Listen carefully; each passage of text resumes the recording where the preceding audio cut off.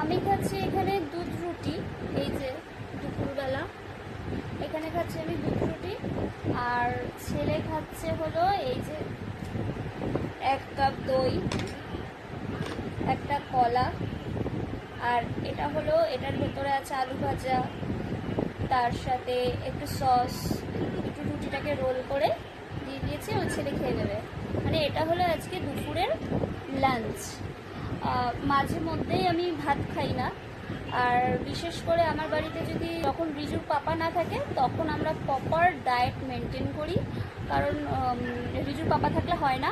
তো সেই কারণে রিজুর পাপা যেহেতু আজকে বেরিয়েছে, হয়তো কাল পরশু বাড়িতে ঢুকবে, সেই কারণে আজকে দুপুরবেলা প্রপার ডায়েট, ভাত খাচ্ছি না। ছেলেকে দিয়েছি আলু ভাজা দিয়ে রুটি, আমি নিয়েছি কলা, দুধ আর রুটি। তো দুপুরবেলার লাঞ্চ। টাটা।